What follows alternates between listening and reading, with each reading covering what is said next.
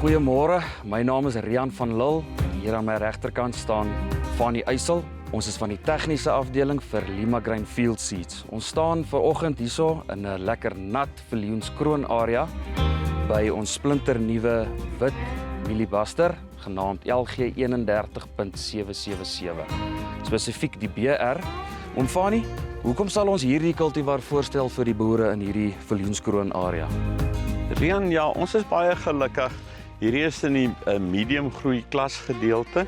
Baie sterk meerkoppige kultivar, baie hoë potensiaal vir die watertafel gedeelte. Wat hom uniek maak is dat hy spruite het, maar wel ook produktiewe spruite. As ons hierdie plant nou kyk, dis sy 2 koppe op die hoofplant en dan het hy hier's 'n spruit en hier's nog 'n spruit wat nog 'n kop op het.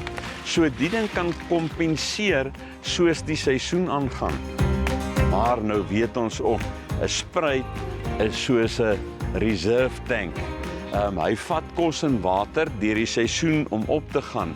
Maar as die seisoen nou so draai dat dit swaar gaan, sal hy sy spruite begin terugtrek om die koppe vol te maak. As 'n plant dit nie het nie, gaan hy dadelik homself begin half opeet, want sy prioriteit is om die pitte vol te maak. As die plant nou nie die 2 spruite het nie, dit gaan sleg, gaan hy die tweede kop weggooi en sy eerste prioriteit sy eerste kop maak. Sy hoofkop. Ja, sy hoofkop. So dis hierdie plant se ongelooflike potensiaal wat hy kan aanpas wat die risiko op die plant baie laag hou.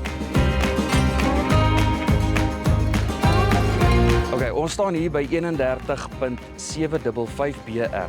Wat hom nou verskil van 777 BR is dat die 755 is 'n langer groeier. Met ander woorde, die late reëne kan hy baie beter hanteer, wat dus jou risiko versprei oor die seisoen. As ons gaan terugkom hier na die koppe toe, dan kan ons sien is hy sterk meer koppig.